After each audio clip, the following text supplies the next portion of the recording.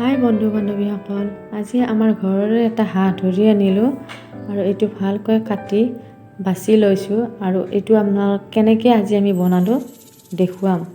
মাংসখিনি সৰু সৰুকৈ ধুনীয়াকৈ চাইজত কাটি লৈ ভালকৈ ধুই লৈছোঁ। তাৰপিছত আমি এতিয়া পিঁয়াজ কাটি লৈছোঁ, তেজপাত আৰু কেঁচা জলকীয়া আৰু এয়া ৰঙা জলকীয়াৰ গুড়ি, কাশ্মীৰী মিৰ্চ আৰু এইখিনি মিট মছলা, এইখিনি গৰম মছলাৰ গোলমৰিচ আৰু এইখিনি গৰম মছলাৰ গুড়ি, জিৰা আৰু এইখিনি হালধি। ইয়াতে লৈছোঁ আমি আদা নহৰুৰ পেষ্ট।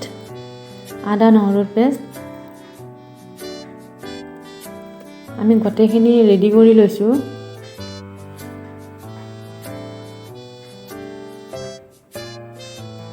এটা কেৰাহী বহাই দিছোঁ আৰু তেলখিনি গৰম হ'বলৈ দিছোঁ। গৰম হোৱাত পিঁয়াজ আৰু কেঁচা জলকীয়াৰ তেজপাতখিনি দি দিছোঁ। ভালকৈ ৰঙা হোৱালৈকে ভাজিছোঁ। তাৰপিছত আমি ইয়াতে নিমখ দি ভালকৈ ভাজি লৈছোঁ। ইয়াতে আমি হালধি দি দিছোঁ। হালধি দি ভালকৈ ভাজা হোৱাৰ পিছত আমি ইয়াতে মাংসখিনি দি দিলোঁ।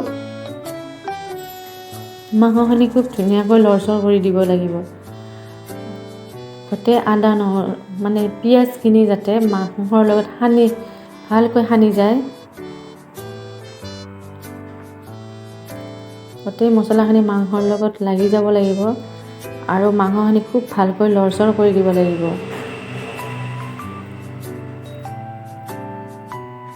আৰু ভালকৈ মানে গেছটো অলপ কমাই ল'ব লাগে। ভালকৈ লৰচৰ কৰি দিলে মাংসৰ পৰা খুব ধুনীয়াকৈ পানী ওলাই আহিব। আৰু এনেকৈ অলপ সময় ভাজি লোৱাৰ পিছত ঢাকনিখন বন্ধ কৰি দিলে মাংসৰ পৰা খুব ধুনীয়া পানী ওলায়। পানীখিনি তাৰপিছত আমি শুকাব দিব লাগিব।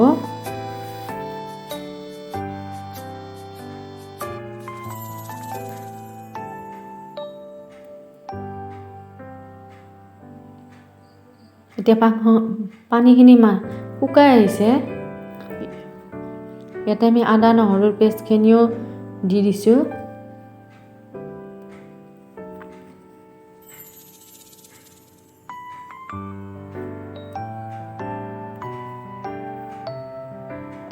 ভালকৈ লৰচৰ কৰি দিব লাগিব। আৰু ইয়াতে আমি গোটেইখিনি মছলা দি দিছোঁ। জলকীয়াৰ গুড়ি, জিৰা, গৰম মছলা, মিট মছলা, কাশ্মীৰী মিৰ্চ গোটেইখিনি দি ভালকৈ লৰচৰ কৰি দিছোঁ। এই মাংসৰ পৰা পানী ওলাই আহিছিল, এইখিনি মোটামুটি শুকাই আহিছে।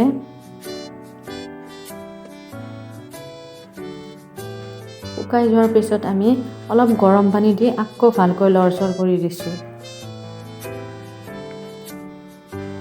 তাৰপিছত ঢাকনিখন বন্ধ কৰি মাংসখিনি ভালকৈ শুকাই যোৱালৈকে ৰখিব লাগে। গৰম পানীখিনি যে দিছিলোঁ আমি শুকাই যাব লাগিব।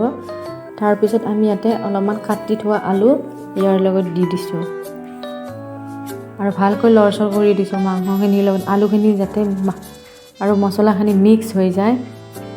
তাৰপিছত আমি ইয়াতে গৰম পানী দি দিছোঁ। গৰম পানী দি ভালকৈ ঢাকনি বন্ধ কৰি এইখিনি সিদ্ধ হ'ব দিছোঁ। আৰু এনেকৈ সিদ্ধ হওঁতে প্ৰায় পানীখিনি শুকাই যোৱাৰ পিছত এনেকৈ 3বাৰমান গৰম পানী দি সিদ্ধ কৰিব লাগিব। কাৰণ হাঁহৰ মাংসটো খুব টাইট হয়, খুব টান। এইটো খাবলৈ খুব টানেই লাগে, কিন্তু ভালকৈ সিদ্ধ কৰিলে খাব পাৰি। সেইকাৰণে গৰম পানী দি ভালকৈ 3বাৰ উতলাব লাগিব। তাৰপিছত মাংসখিনি প্ৰায় হৈয়ে গ'ল। আমি ইয়াতে ধনিয়াৰ পাত কাটি দিছোঁ। দেখিছেনে ইমান ধুনীয়া ৰং উঠিছে। তাৰপিছত আমি বাতি এটাত খাবৰ বাবে সাজি লৈছোঁ। আপোনালোকেও এনেকৈ বনাই খাই